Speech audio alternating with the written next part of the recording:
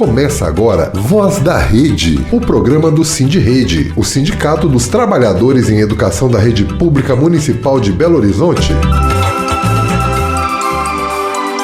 Está no ar o Voz da Rede, o programa do Sindirrede, o Sindicato dos Trabalhadores em Educação da Rede Municipal de Belo Horizonte. Eu sou Paulo Ribas e você confere agora as atualizações de notícias que interferem no dia a dia do trabalhador mineiro.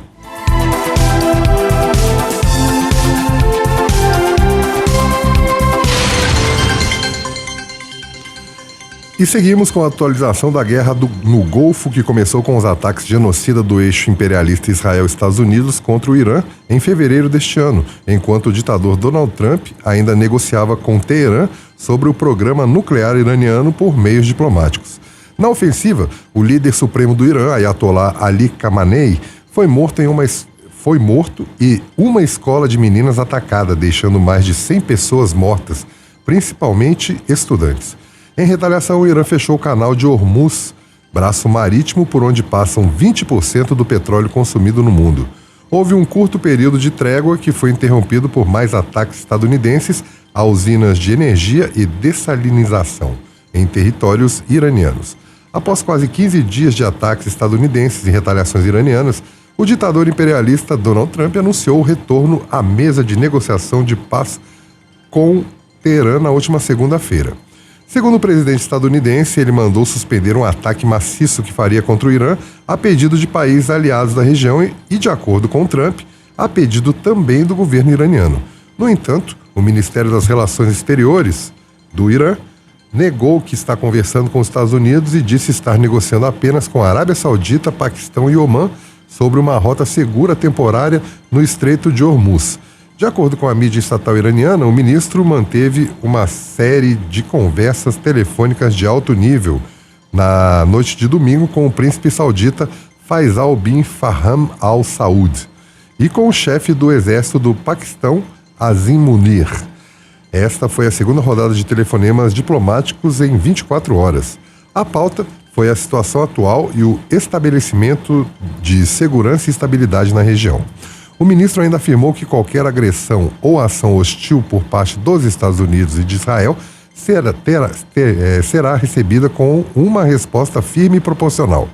O príncipe saudita Mohammed bin Salman também conversou com o imperialista Donald Trump e defendeu uma redução da escalada do conflito e expressou preocupação com os planos de atacar o Irã. O Estreito de Hormuz está intransitável desde que os confrontos entre Estados Unidos e Irã foram retomados em 8 de julho. Embora o ditador americano tenha cancelado os planos de atacar o Irã, Teherã não deu sinais de mudança em sua posição em relação à hidrovia. Um porta-voz do governo persa advertiu no domingo que um entendimento com Omã sobre uma nova rota de navegação não significa que o Estreito de Hormuz será reaberto. Navios tentaram navegar ao longo da costa de Omã, mas o Irã advertiu as embarcações contra o uso de rotas não autorizadas, o que reforça seu controle total sobre o estreito. A autoridade de Teherã ainda afirmou que a situação permanecerá inalterada enquanto a agressão dos Estados Unidos continuar. A Arábia Saudita aumentou o transporte de petróleo em uma outra via de transporte marítimo pelo estreito de Bab el-Mandeb. Mas essa rota também tem sido alvo de ataque dos rebeldes Houthis do Iêmen, grupo que também se opõe à intervenção norte-americana na região e às movimentações do Estado de Israel contra o povo palestino e ao Líbano. Enquanto isso, apesar de um acordo provisório mediado internacionalmente para conter as operações na região do Líbano, Israel continua suas ações de forma intermitente no sul do país. A desconfiança mútua e os disparos de projéteis mantêm um ambiente de hostilidade ativo. Dezenas de novas baixas foram registradas recentemente no sul do país em meio a violações de acordo de cessar-fogo.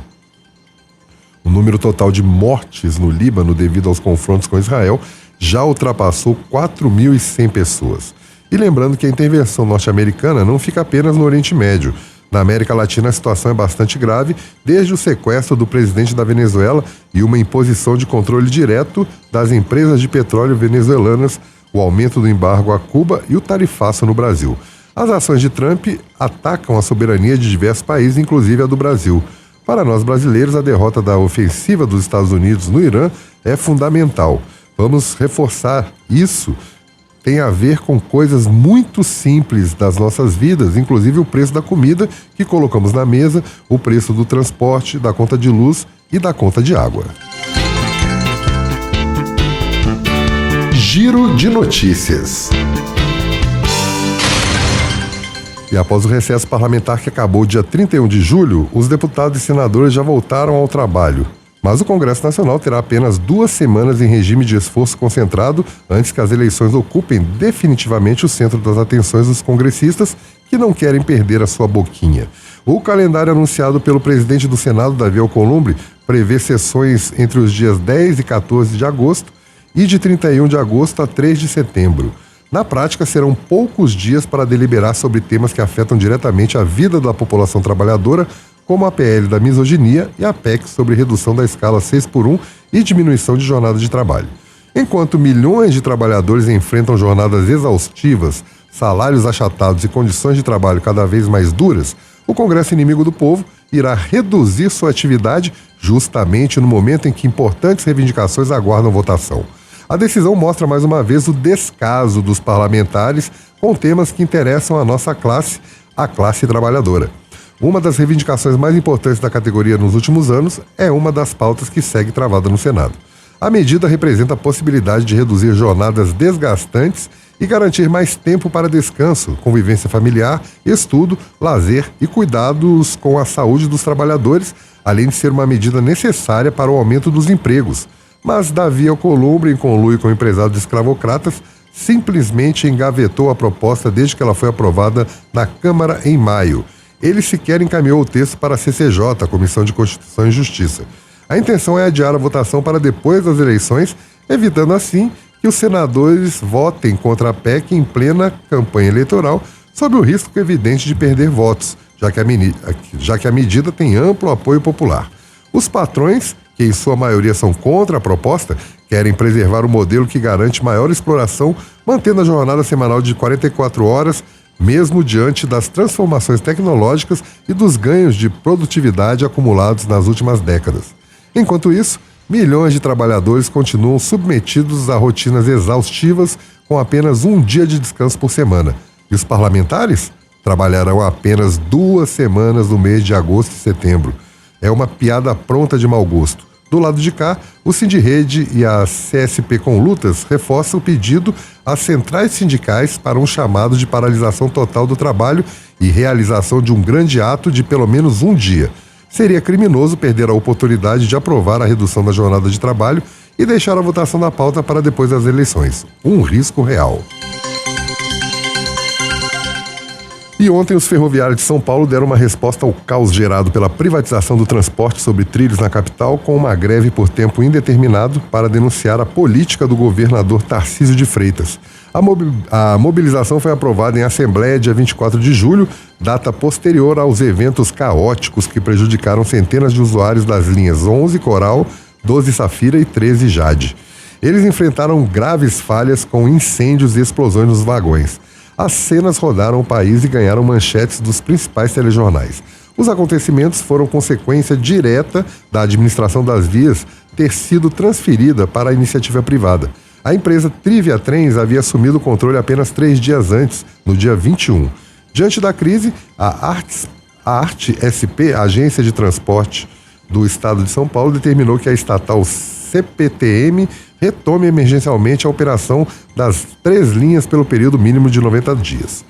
Esse é um dos principais problemas denunciados pelo programa Voz da Rede, que podem ocorrer na privatização de empresas públicas.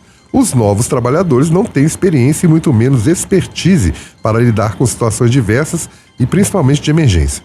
E a pergunta que fica no ar é: se a Companhia Paulista de Trem Metropolitana é boa para conter a crise gerada pela empresa privada, por que não pode voltar a realizar o serviço que exerceu sem grandes intercorrências por décadas antes de privatizarem as linhas?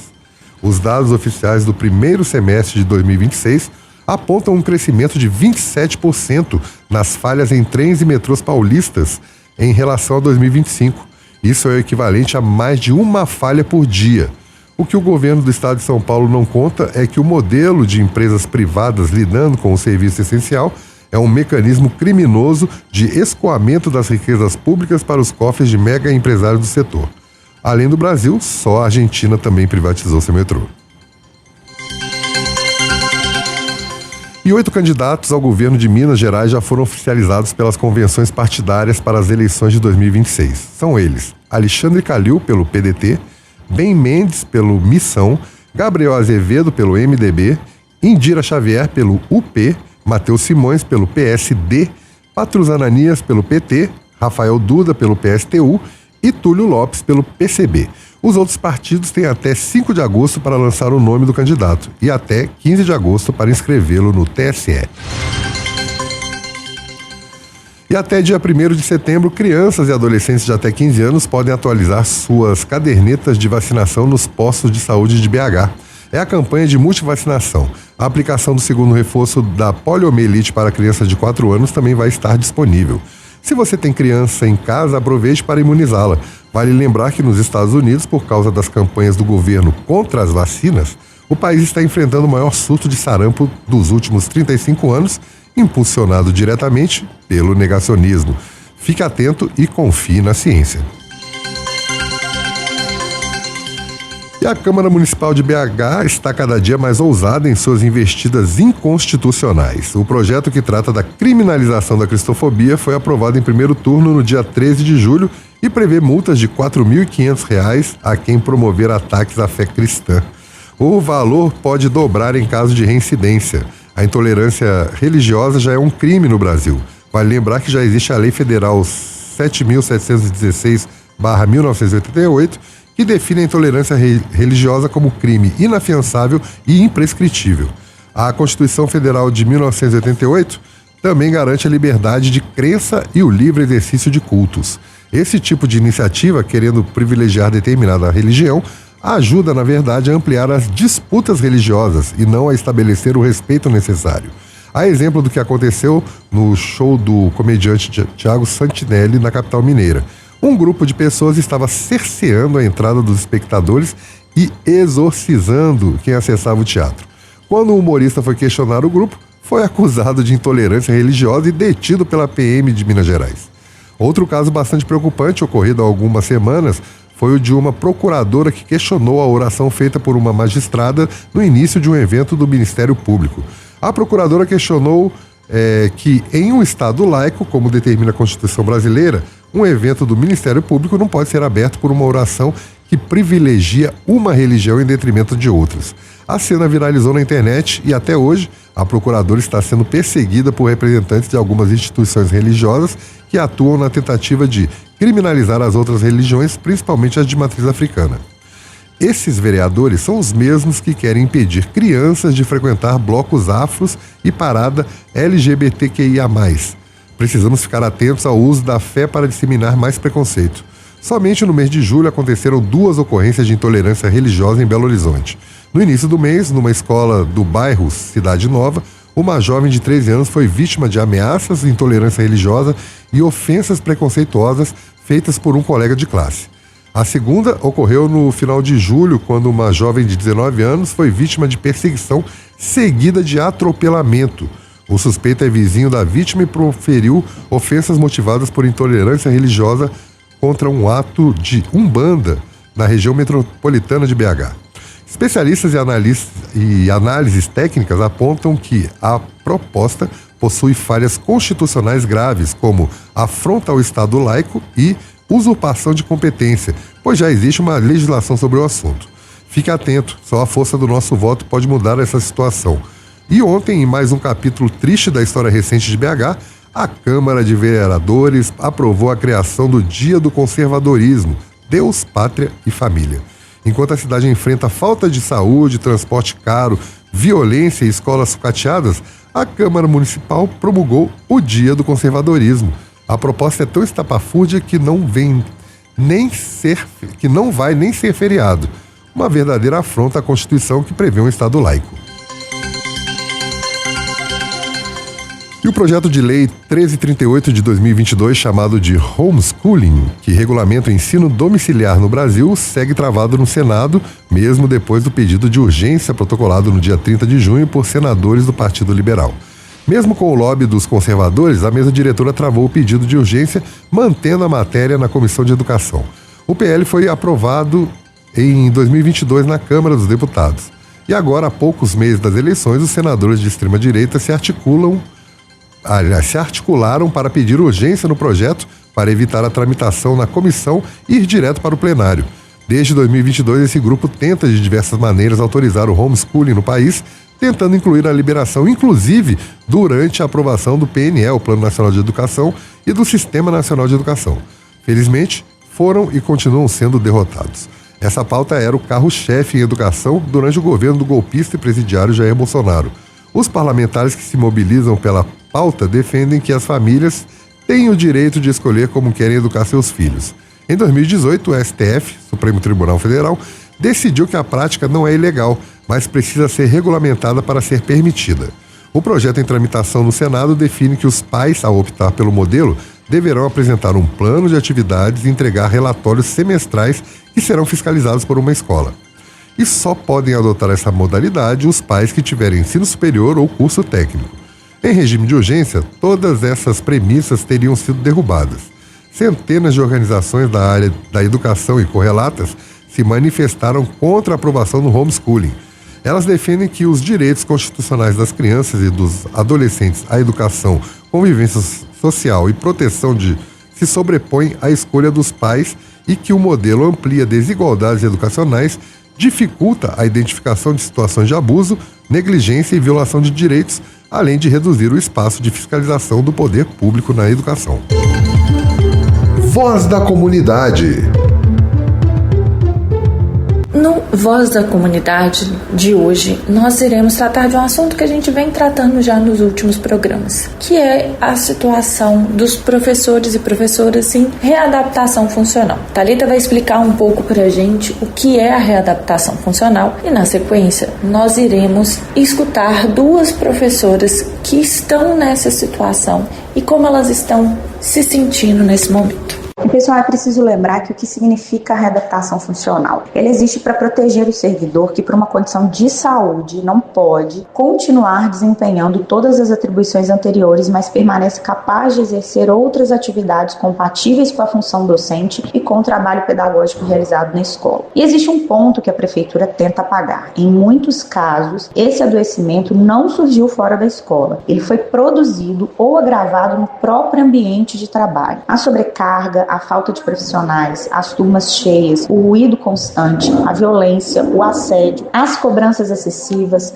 a ausência de condições ergonômicas e o desgaste emocional fazem parte da realidade da nossa rede. Os trabalhadores adoecem tentando sustentar uma escola precarizada pela própria administração. Por isso, é tão perverso que a prefeitura primeiro mantenha condições de trabalho que adoeçam e depois trate o trabalhador adoecido como um problema a ser retirado da escola. A readaptação não é castigo, ela não é uma incapacidade absoluta. Não pode servir como forma de isolamento, invisibilização e desgaste profissional. Muitos desses trabalhadores já exerciam funções presenciais construídas com as direções e compatíveis com seus laudos. Acompanhavam estudantes, desenvolviam projetos, organizavam bibliotecas e materiais, colaboravam com as equipes pedagógicas e contribuíam diariamente para o funcionamento das escolas. Retirar essas pessoas de forma genérica, sem nova avaliação individual e sem considerar as funções já exercidas, também prejudica as escolas. Isso acontece justamente quando a rede enfrenta falta de profissionais, sobrecarga das equipes e dificuldade para garantir o atendimento aos estudantes. Ainda há uma dimensão humana muito séria. Depois de enfrentarem processos de adoecimento e longos percursos de avaliação médica, esses trabalhadores são colocados novamente em situação de insegurança, constrangimento e medo sobre o seu futuro profissional. A própria medida administrativa pode agravar quadros de saúde já fragilizados. A Prefeitura de Belo Horizonte precisa reconhecer que a política de saúde do trabalhador não pode começar apenas depois do adoecimento. É necessário prevenir, investigar as causas relacionadas ao trabalho e transformar as condições que estão adoecendo a categoria. Também precisa suspender medidas genéricas, respeitar cada laudo, analisar individualmente as situações e garantir funções dignas, definidas e compatíveis com a capacidade laboral de cada profissional. Defender os readaptados é defender a saúde, dignidade e direitos trabalhistas,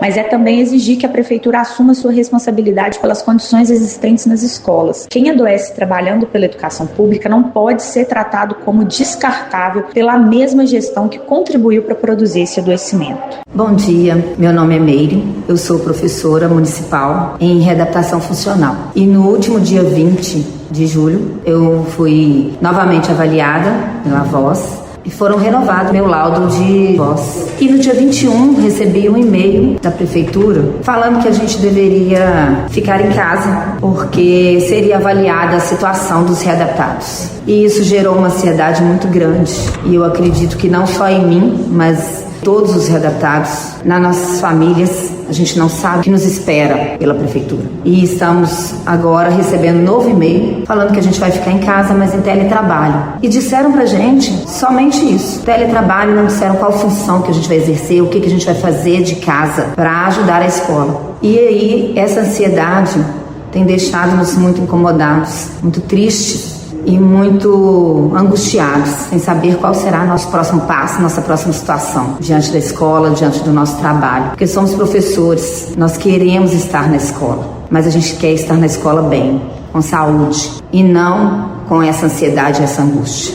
E aí a gente pede a solidariedade das pessoas que estão próximas da gente e da prefeitura, que resolva essa situação o mais rápido possível, que a gente possa fazer o nosso trabalho e fazer bem feito. Meu nome é Vanessa, eu sou professora da rede há 24 anos, eu estou em readaptação funcional há 12 anos e eu estou em assessoramento pedagógico. E a chegada desse e-mail desestruturou toda a cabeça, agravou alguns sintomas. O meu quadro é depressivo, porque eu sou funcional, eu sei da minha utilidade na escola, do que eu faço para ajudar as professoras e as crianças. E essa chegada de você não pode ir à escola, você está afastada, está de teletrabalho e sem definir as funções, foi uma coisa que gerou mais ansiedade, mais adoecimento. Então eu espero, como servidora pública há tantos anos, eu não sou só um código, eu não sou só um BM, eu sou um ser humano e eu quero respeito. Eu quero muito que as coisas sejam explicadas e definidas para que a gente possa voltar para o nosso trabalho com qualidade. Ouvimos a Vanessa e a Meire explicando um pouco o que tem acontecido com elas, como que elas estão se sentindo nesse momento. O que é importante a gente entender da situação nesse momento? Há cerca de 15 dias, houve uma comunicação da prefeitura para esses trabalhadores de que eles, a partir do dia 1º de agosto, estariam em casa e aguardariam um contato da gerência de saúde da prefeitura. Após uma mobilização do sindicato, uma mobilização dos trabalhadores, a prefeitura, em reunião com o sindicato, disse que não era bem assim, que eles iam enviar um e-mail fazendo uma retificação do que estava acontecendo. O e-mail que chegou não foi um e-mail que alterou nada, ele só, para dar uma tranquilidade, disse que essas pessoas estão em teletrabalho, elas estão trabalhando nas suas casas. E começou a chamar esses trabalhadores para poder ter uma organização de como que vai ficar, se ele fica na mesma escola, se ele vai ficar em escola, para onde ele vai. Qual é o problema disso tudo? Nós já estamos falando de pessoas que adoeceram em serviço. Já estamos falando de pessoas que estão com uma dificuldade de atuarem para aquilo que elas fizeram concurso público. Isso não é uma exclusividade da educação.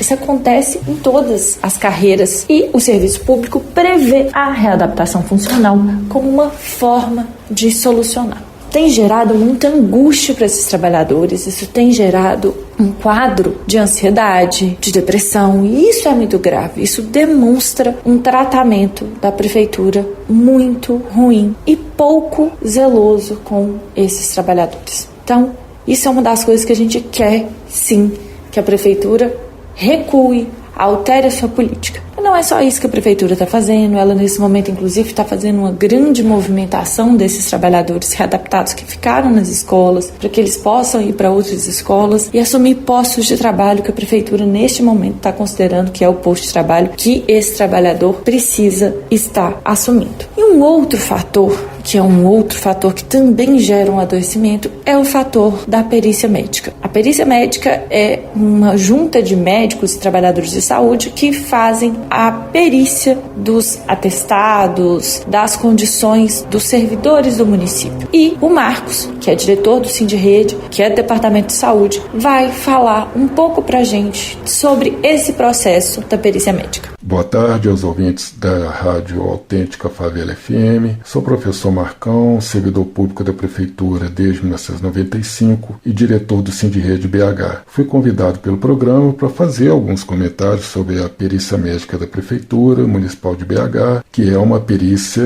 focada na saúde dos servidores municipais. Não faz um atendimento externo, é somente aos servidores públicos do município. E é uma perícia que tem uma importância muito grande em toda a vida funcional dessas pessoas, desde aquele momento da nomeação, da posse, até o momento da aposentadoria, principalmente focado nos episódios de adoecimento dessas pessoas, porque esses quadros de adoecimento, eles podem, inclusive, levar a licenças médicas, e essa é uma das competências dessa perícia médica. Dentro da Secretaria Municipal de Educação, onde, inclusive, eu estou lotado como servidor público, nós temos um dos maiores quadros de adoecimento de toda a Prefeitura de Belo Horizonte. Então, os professores municipais, as professoras e professores de educação infantil e demais cargos são aquelas pessoas que mais adoecem em toda a Prefeitura. E tudo isso tem uma série de justificativas, uma série de fatos que geram esses problemas. Eu posso citar alguns. Por exemplo, a ausência de políticas públicas que fazem a promoção de saúde dessas pessoas. Ao contrário da Secretaria Municipal de Saúde, não existe uma política pública de, por exemplo, de fornecimento de EPI dentro das escolas, de fornecimento de máscara, de outros tipos de EPI que possam, inclusive, evitar ali uma transmissão de uma doença infecto-contagiosa, por exemplo, uma gripe ou uma outro tipo de doença respiratória. Não temos isso dentro da Secretaria Municipal de Educação. A natureza do nosso trabalho é uma natureza muito próxima do aluno, fisicamente próxima do aluno. Isso facilita também o aparecimento de doenças. Dentro da educação infantil, não é somente o ensinar, é o cuidar, é aquele contato muito físico com a criança. Isso daí pode promover, inclusive, um desgaste físico mais acelerado das pessoas, dos corpos dessas pessoas. Também o quadro de estresse, de adoecimento mental, que é muito característico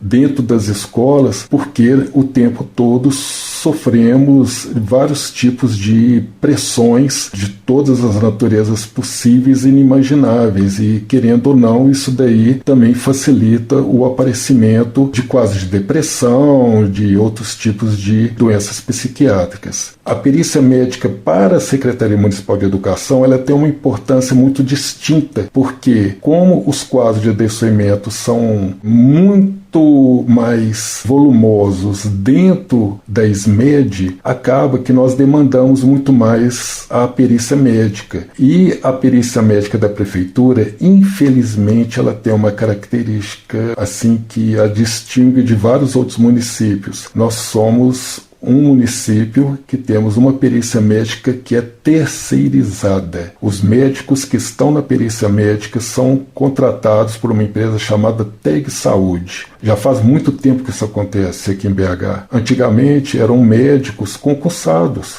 eram servidores públicos. Não mais acontece isso daí nesse atendimento feito para concessão de licenças médicas. Com isso, nós percebemos que o atendimento ficou menos humanizado, ficou um atendimento muito impessoal. Tem um problema também relacionado à perícia médica, que antes, quando eram servidores públicos, o resultado da perícia era dado no momento que terminava o atendimento. Agora, nós temos que aguardar até pelo menos as 21 horas para poder receber o resultado do laudo. Houve uma piora considerável desse atendimento realizado pela perícia médica do município. Com isso, a entidade sindical ela tem recebido várias demandas dos servidores, dos filiados relacionados ao atendimento da perícia médica, e para finalizar, agora em julho, as pessoas que estavam em readaptação funcional, principalmente professores, eles receberam e-mails da Secretaria Municipal de Educação comunicação falando que essas readaptações elas seriam reavaliadas e muitos colegas já recebendo comunicados que não mais poderiam estar dentro das escolas. E tudo isso faz relação à perícia médica, porque quem tem a competência para alterar algum laudo de readaptação funcional é somente a perícia. O que nós acreditamos? A perícia médica ela pode estar acompanhando uma política pública para poder estar gerando, no caso, uma alteração do quadro de servidores das escolas. Isso tem uma série de razões que estão sendo analisadas pela entidade sindical, mas que de toda forma já estão prejudicando a vida de centenas de pessoas que estão em readaptação. Isso significa que nós temos que continuar acompanhando esses casos e que a perícia médica ela tem que dar uma resposta contundente para nós servidores, para poder trazer para nós uma tranquilidade, ou seja, uma perícia realmente, uma perícia médica isenta e que tenha como objetivo promover a saúde do servidor e não piorar a condição de saúde dessas pessoas. Muito obrigado e uma ótima tarde para todos vocês.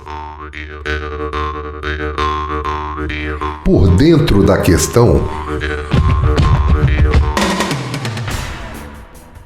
Boa tarde a todos os ouvintes. Dialogando com tudo isso que falamos até então, sobre a questão dos readaptados funcionais, sobre a perícia médica, hoje, no Por Dentro da Questão, a gente vai falar sobre o adoecimento no ambiente de trabalho. Para começar sobre esse assunto, nós vamos escutar uma entrevista que já rolou aqui no Por Dentro da Questão, no ano passado, e com a técnica de trabalho, a Marta. Eu sou Marta de Freitas, sou engenheira, tenho mestrado em Meio Ambiente e Saúde do Trabalhador e sou higienista também, engenheiro de segurança e higienista. Eu sou assessora e tenho muito prazer de ser assessora de saúde do trabalhador de sindicatos, de vários sindicatos no Brasil, e poder, de alguma forma, contribuir com os trabalhadores, né, de amenizar esse sofrimento que a gente, a cada ano, a cada dia passa. A gente vê que está aumentando, né, e já parabenizo vocês, enquanto sindicato, para poder discutir isso. E eu coordeno, em Minas Gerais, o Fórum Sindical e Popular de Saúde e Segurança do Trabalhador e da Trabalhadora, do qual o Jordano é um dos fundadores. Eu acho a questão toda, né? A gente vê, Brasil tem, né, várias pessoas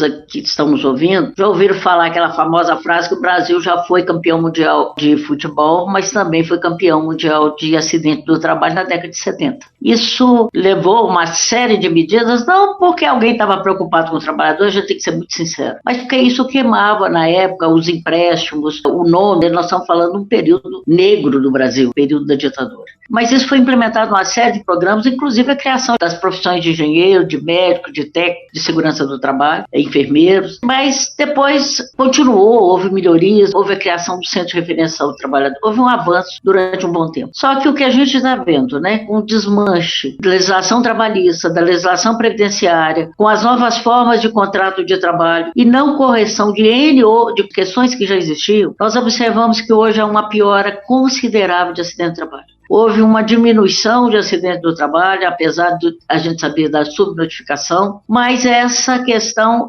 hoje, só esses últimos 3 anos, nós aumentamos oficialmente mais de 200 mil acidentes de trabalho. E nós estamos falando de acidentes, nós não estamos falando das doenças. E hoje, a gente vê, só para começar a questão, nós temos hoje uma epidemia de adoecimento mental. E uma categoria que sofre muito, que já tinha esse problema e que está agravando, é a categoria dos trabalhadores da educação. Antes eram vítimas de burnout, hoje tem outras formas que levam a sofrimento mental, que levam a um sofrimento mental intenso, que vai desaguar numa depressão, numa angústia, no burnout e, infelizmente, em suicídios. Então, nós temos uma piora das condições de trabalho. A primeira dificuldade é ser reconhecido que o adoecimento mental é, hoje, uma doença relacionada ao trabalho. Em 2024, o Brasil teve quase 500 mil de trabalhadores afastados pela Previdência Social.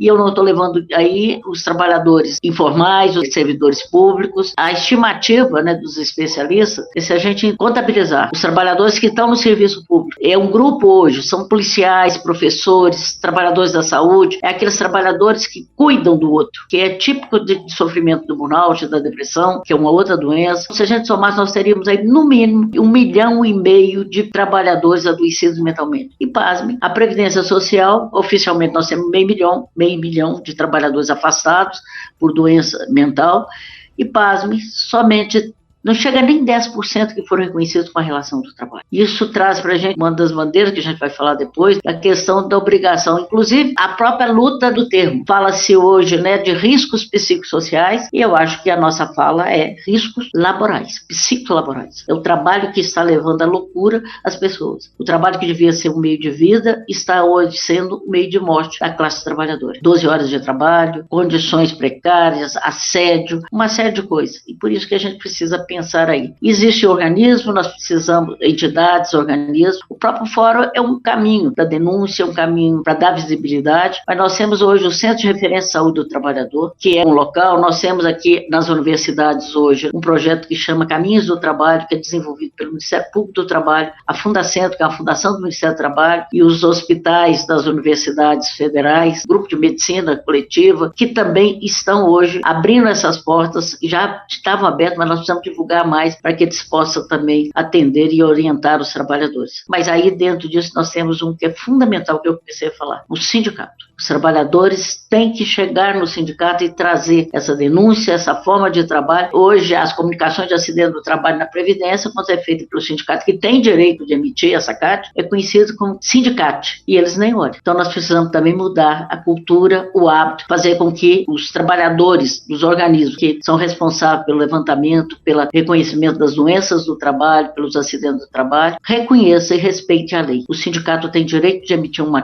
comunicação de acidente do trabalho. Os sindicatos dos servidores públicos, em especial de Belo Horizonte, têm uma legislação que diz que as condições de trabalho devem ser respeitadas, as normas do Ministério do Trabalho, as normas regulamentadoras. A perícia médica, né, que a gente sabe de todos os problemas que os trabalhadores têm vivido depois que ela foi terceirizada, elas têm direito de ser respeitados e de ser ouvidos e ser analisados cada caso com respeito, partindo do pressuposto que ali está falando a verdade. E não olhar para o trabalhador e achar que é uma laudete. Eu gostei aqui da expressão, achar que é uma sindicate. Então nós precisamos valorizar os organismos que cuidam da saúde do trabalhador e exigir que seja cumprida a lei, em todas as instâncias, seja ela no setor público, no caso do município, do estado, da União, como também a questão dos trabalhadores seletistas, e nós temos ainda que pensar como vamos inserir nesse grupo os trabalhadores hoje dos aplicativos, os informais. Mais da metade da população brasileira hoje não tem previdência social. Então esses dados não chegam. Eu acho que é a primeira discussão que a gente tem que fazer aqui. Se numa categoria majoritariamente feminina, há algumas outras questões que precisam ser discutidas porque elas têm a ver com o trabalho. Existe uma outra questão que é a vulnerabilidade da população e onde essas escolas estão instaladas, né? As escolas, as creches, no nosso caso MEI. Primeiro, a questão, hoje, uma das causas, e que é reconhecida, inclusive, do nexo técnico-epidemiológico previdenciário, no caso, é o transtorno não inflamatório de órgãos genitais femininos. Você tem uma limitação, por isso você precisa tomar água para proteger a voz, as cordas vocais, mas em compensação você não pode ir no banheiro. Então tem uma contradição aí. O tempo das aulas, o tempo de intervalos. Da vulnerabilidade, né, a gente está falando da população, nós temos aí, principalmente hoje, a gente vê isso muito com uma queixa recorrente dos trabalhadores da MGS e outros contratos de profissionais de apoio às escolas, também reconhecido pela Previdência Social, a tuberculose. A maior causa de afastamento, e que não é de afastamento hoje, de trabalhadores da educação na pré-escola é tuberculose. O Brasil é signatário de uma convenção, junto com a Organização Mundial de Saúde, de erradicação da tuberculose no Brasil em 2030, e já mandou um recado que isso não vai ser possível. A tuberculose tem muito a ver também com as condições precárias da população, a questão do transporte em ônibus superlotados, das nossas condições de trabalho. Nós vivemos hoje no trabalho um ambiente tóxico. E esse ambiente tóxico está sendo piorado quando a gente vê que, em função da reforma trabalhista, eu posso trabalhar 12 horas. Nós estamos precisando avançar na discussão do fim da escala 6x1 e nós estamos vendo as grandes empresas vendendo o discurso da jornada de 12 horas. Vendo o discurso que eu vou trabalhar 5 dias, eu vou trabalhar 4 de 12 horas por semana, mas quando eu somo a carga horária semanal, ela é muito maior do que quando eu estava trabalhando 6x1. Há toda uma questão que a gente precisa discutir, é preciso garantir uma redução da jornada de trabalho de maneira geral, pausas, e aí volta na questão de gênero. Querendo ou não, dependendo do cargo, do poder aquisitivo, do status que você ocupa no emprego, sendo mulher, você tem pelo menos uma outra jornada de trabalho que é o do cuidar da casa.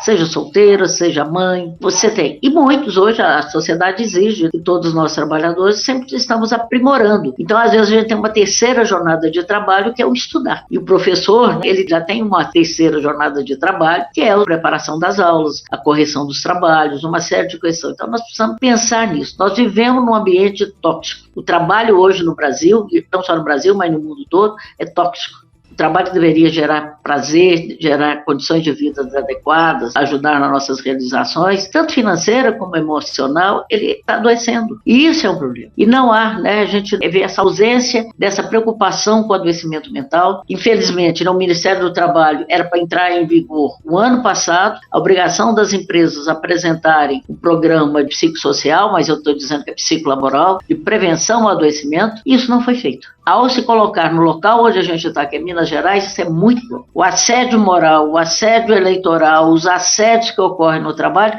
são causas de adoecimento. Minas Gerais foi o estado onde ocorreu, nas últimas eleições, o maior índice de assédio eleitoral. Esse ano tem eleição. Então, essas escolas cívico-militares, essas escolas, esse processo, né, isso tudo aumenta e agride mais ainda esse ambiente. Eu saio para trabalhar, eu vou com o maior carinho de cuidar das crianças, cuidar do adolescente, e de repente eu me vejo envolvido numa violência externa, mas também uma violência interna, pela questão das metas. Eu sempre me pergunto, o desgoverno, né, do Anastasia implementou lá a questão da qualidade no ensino, qualidade total no ensino. Eu sempre pergunto, onde é que eu vou bater o carinho? No bumbum do aluno, dizendo que ele é um produto de excelência? E essa mentalidade do capital, ela vai para dentro das escolas, ela foi para dentro do serviço público. O que está na questão não é a qualidade do trabalho que está sendo feito, e sim a quantidade de trabalho que está sendo feito. Então eu meço hoje a quantos alunos passou de ano, e não quantos alunos aprenderam. E quem é professor sofre com isso. Quem é um educador, né, sofre com isso. Precisa pensar como melhorar, como trabalhar para que esse ambiente não seja tóxico. E uma das coisas do serviço público é que ele tem um serviço especializado de saúde e segurança decente, que não parta do princípio que o trabalhador é suicida, que o trabalhador que ele tem que usar um equipamento de proteção individual, uma luva, um capacete, um protetor auricular, que no caso da educação nem dá para usar. Como é que eu vou dar aula usando um protetor auricular? Como é que eu vou usar uma máscara? São coisas para a gente pensar aí. E para dar sequência sobre essa conversa, sobre o adoecimento no ambiente de trabalho, como a Marta nos trouxe, hoje o ambiente de trabalho no Brasil e nas escolas da rede municipal, eles são tóxicos. Nós vamos conversar com a advogada do Sindirrede, Luciene Nascimento. Lu, obrigada por participar conosco. Boa tarde, né? Boa tarde a todos, boa tarde aos ouvintes. E a gente queria, na verdade, começar primeiro do pontapé inicial que a gente vem falando em alguns programas, que é a questão da readaptação funcional. A gente sabe que a readaptação funcional no serviço público, ela é prevista porque entende-se que o trabalhador pode passar por uma situação de adoecimento, que ele não possa voltar para a função, que originalmente o cargo que ele fez, o concurso público, dispunha, e que então a prefeitura tem aí toda uma normativa sobre isso, e sobre esse momento que a gente está vivendo na educação para os professores em readaptação funcional. Fala um pouquinho para a gente. Mais uma vez, boa tarde a todos, aos ouvintes. Infelizmente, na administração, a gente tem observado condições críticas do trabalho, que, como foi dito, né, antes da entrada da minha fala, isso tem caracterizado o adoecimento da categoria. No que refere aos readaptados, ou ao procedimento ou processo de readaptação, esses trabalhadores, eles são protegidos tanto pela Constituição Federal, a gente tem lá no artigo 37 um parágrafo que trata da própria readaptação. Fora isso, também, porque no nosso caso específico, a gente tem 3 condições, né? É o readaptado, que é o professor, que num processo de adoecimento, ele tem alguma restrição médica, ou seja, ele tem um laudo médico que determina as funções que ele pode exercer. Nesse caso aqui, eu estou falando especificamente dos professores da condição de magistério, né, que a gente tem outras proteções, como, por exemplo, a questão da aposentadoria, né, que tem uma especificidade que se relaciona a isso, a atividade do magistério. Então, esse processo tem essa normatização e essa proteção, né? Que aí nós temos, além da Constituição Federal, a gente tem o Estatuto do Servidor, que é a 7169, que lá, a partir do artigo 47, ele traz especificamente essa condição dos profissionais readaptados. E a gente tem, além dessa questão, que é um decreto lá de 2014, que é o decreto 15.552, eu estou falando aqui as legislações porque eu acho importante os trabalhadores terem essa noção, inclusive de onde buscar, né? Nós temos uma normativa específica da própria que a administração tem que seguir com relação aos adaptados fora a Constituição Federal, né, que é a proteção maior do trabalho e que também contempla. Esse decreto específico da readaptação funcional, ele traz, inclusive, para os profissionais em laudo médico, né, as funções que ele pode exercer em que se caracterizará a condição de magistério. Então, são atividades com cunho pedagógico, entre outras atividades.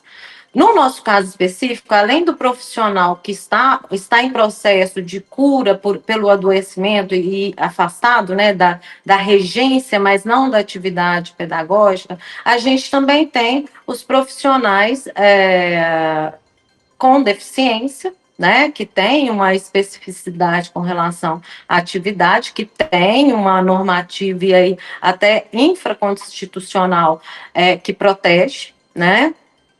E a gente tem o que está acontecendo na prefeitura hoje, a pessoa que é o profissional com deficiência, que também está em processo de readaptação.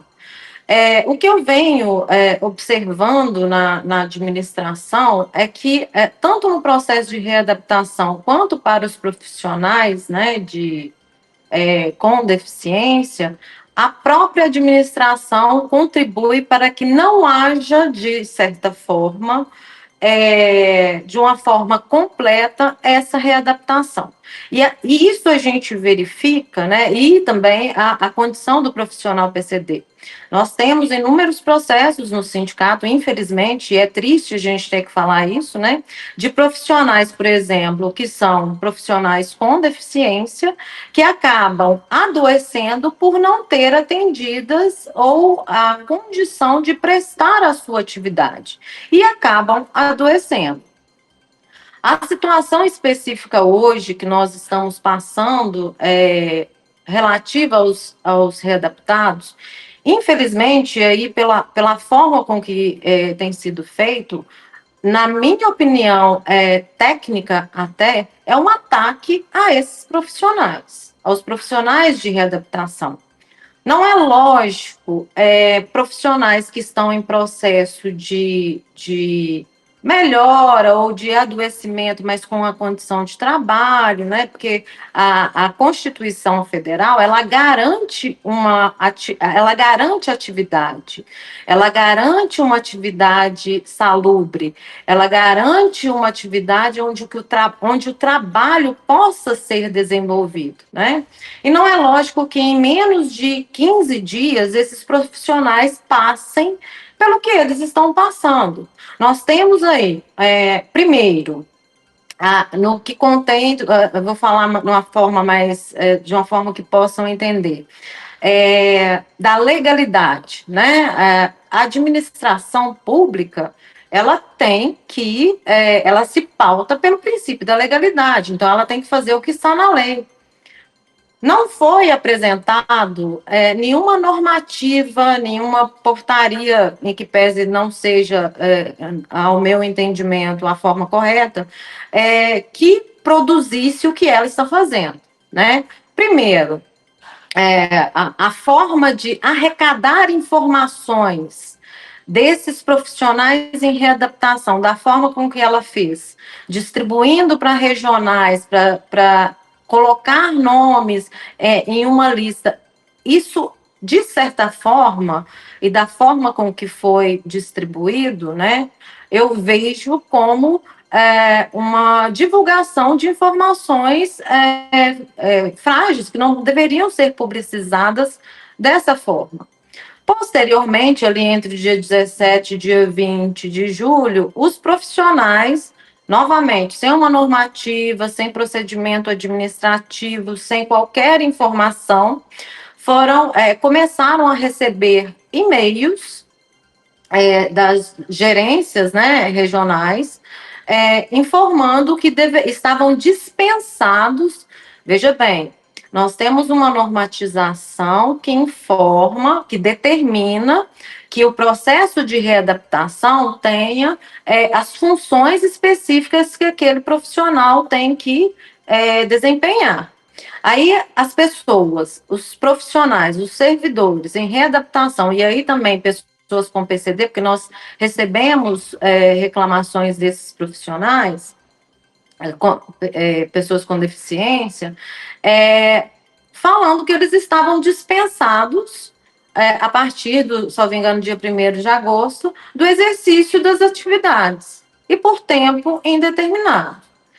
Não houve uma informação, não houve motivo, não houve processo administrativo, não houve uma normatização, que seja uma portaria, não seria, eu não vejo como havia mais, mas não teve nada, as pessoas foram pegas totalmente de surpresa. Então, causou-se essa instabilidade entre os profissionais, e é correto, né? Porque não se apresentou uma motivação. Elas ficaram, os profissionais ficaram no meio de uma incerteza do que aconteceria. E outra, eles são retirados das atividades, não sabe para onde vão retornar, nenhuma informação foi prestada. Bem, feita essa análise, feito essa condição, com pouco mais de uma semana ou menos de uma semana, eles começam a receber um novo e-mail informando que não, agora vocês não estão, vocês vão continuar sem atividade, porque não foi um outro e-mail, vocês vão continuar sem atividade, dando um prazo, né, até meados de agosto, mas vocês estarão em teletrabalho de acordo com um decreto específico. O próprio decreto, ele impede esse tipo de condição. E outra, que é a ilegalidade maior que eu vejo, é a extração, a retirada do direito desse profissional trabalhar. Mesmo que se coloque a condição de teletrabalho, né, ele tira do profissional a condição do trabalho. O trabalho é um direito, e querendo ou não, pode ser visto, e aí depende da interpretação, logicamente, né, como uma forma discriminatória, né, visto que não há motivação, como eu disse, a administração, ela se rege pelo princípio da legalidade, né, então deveria ter um procedimento, deveria ter uma normatização, deveria ter uma motivação, as pessoas deveriam ser comunicadas especificamente para saber por que motiva aquela situação, e ao meu entendimento, com todo respeito, ela não poderia tirar dela a condição de trabalho. Eu vejo aí, sim, é lógico que isso é matéria de discussão, né? Essa é uma condição de completa imprevisibilidade para o trabalhador. E isso causa piora, inclusive, no quadro desses profissionais, né? Então, dentro dessa essa instabilidade, Infelizmente, ela não é só para os readaptados, agora a gente chegamos nos readaptados, né? Mas eu vejo aí, mais uma vez, uma forma que contribui ainda mais para o adoecimento desses profissionais, né? E o pior, né? Porque esses profissionais tem uma atividade dentro da escola, tem a sua lotação, tem as suas atividades, né?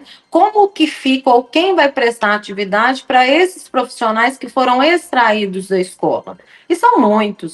Só o sindicato recebeu mais de 100 e-mails de trabalhadores nessa condição e todo dia recebemos mais, né? Então, isso contribui também, fora os outros problemas e as outras instabilidades que a gente tem nas escolas, né? Problemas de estrutura, problemas da forma com que são feitas as cobranças dentro das escolas, as questões também que envolvem, entre outros aí, violência no escolar, falta de procedimentos específicos da administração para situações que têm que ser tratadas, né? E isso contribui muito para o adoecimento dos profissionais. Então, assim, eu espero que tenha sido claro, e se vocês tiverem alguma dúvida, vocês me falem. Luciane, também queria agradecer sua participação aqui no nosso programa, no Voz da Rede, Thalita aqui falando. A gente percebe que muitos dos adoecimentos docentes, eles são produzidos ou agravados justamente pelas próprias condições de trabalho, né? Que é o que você falou, que a gente já veio falando anteriormente. Então, quando a gestão, no caso a prefeitura, ela não previne esses riscos, e aí depois ela adota uma medida que pode ampliar ainda mais o isolamento, né, a insegurança e o sofrimento desses mesmos profissionais. E aí essas pessoas já estão adoecidas. Quais que são as responsabilidades administrativas, trabalhistas e indenizatórias que podem surgir a partir dessa irresponsabilidade da prefeitura? E como que o servidor pode produzir provas do nexo entre o adoecimento e o trabalho? Eu vou pedir para você tentar ser mais breve possível, que a gente já está, o nosso tempo já está esgotando. E agradecer mais uma vez sua participação. Obrigada, querida. Uma ótima pergunta. Veja bem, a Constituição Federal, ela é muito clara com relação a essa proteção do trabalho. E a proteção também contra a discriminação, né, de qualquer forma, e aí, em qualquer forma. Tem uma parte específica que fala com relação à discriminação, que a gente engloba questões de saúde e também pessoas com deficiência, né? Quando você retira do trabalhador, sem qualquer motivo, sem qualquer explicação, as suas atividades, uma vez que a própria Constituição, ela protege o trabalho, e aí protege o trabalho de todas as formas. O direito ao trabalho, a condição salubre do trabalho, a condição do desenvolvimento da atividade, né? Temos vários artigos nesse sentido, que aí se aplicam dentro do serviço público, logicamente, né?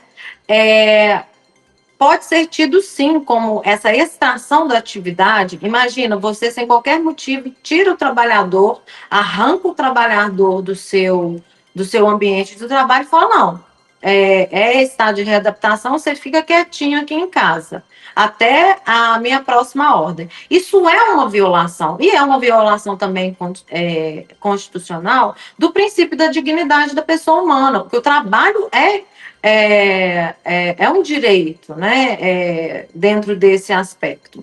Então, assim, isso sim pode ter uma implicação, né, com relação a isso. As pessoas, a forma de produzir, né, material ou provas são os próprios laudos que a pessoa tiver, os encaminhamentos e as respostas do recebimento desses e-mails. As pessoas têm que fazer um pedido de resposta procurando que seja respondido a essas questões. Por que eu estou sendo tirado? De onde que saiu essa ordem? Por que essa ordem? Por que eu estou sendo retirada do meu local de trabalho? É por eu estar em processo de melhora em face do meu adoecimento em razão do trabalho ou não? A questão da pessoa PCD, por que eu estou sendo tirada da minha atividade, do meu trabalho? Então, essas perguntas, esse encaminhamento, solicitando essas respostas para a administração, a gente pode tentar extrair esses pontos. Querendo ou não, né, se pela lógica do fato já aconteceu, as pessoas foram retiradas e não estão trabalhando em razão de uma ordem da administração, né, mas a produção da prova para você ter até um aspecto de omissão da administração, né? A ordem não tem, pelo menos nós não temos conhecimento a ordem tem, né? Porque tanto é que está acontecendo. O que nós não temos não tem uma normatização, a pessoa não passou por nenhum processo administrativo, a comunicação foi feita de certa forma, por um meio informal. É lógico que o e-mail instituição é uma forma de notificação, mas não tem nenhuma informação dos motivos pelos quais aquilo está acontecendo, né? Não tem a normatização de onde que isso saiu, por que isso está acontecendo, e do grau de instabilidade, né? E as pessoas podem ir ao médico, porque eu tenho relatos de pessoas que estão realmente, em razão da ansiedade, que estavam no processo de melhora e tiveram uma piora do quadro, né? Retornar aos seus profissionais de saúde que fazem os encaminhamentos médicos, né? E solicitar informações com relação a esse quadro. E ainda as situações que o sindicato já tomou as providências, né? Que vocês já devem ter passado para a categoria, que são todas as denúncias e todos os encaminhamentos que nós também já demos. Muito obrigada mais uma vez, Lu. Agradecemos, e é isso. O problema do adoecimento no ambiente de trabalho, ele não é exclusivo do magistério, ele não é exclusivo da educação, ele acontece, ele é uma realidade, tanto é assim que, como a doutora Luciane colocou, nós temos aí uma série de normativas.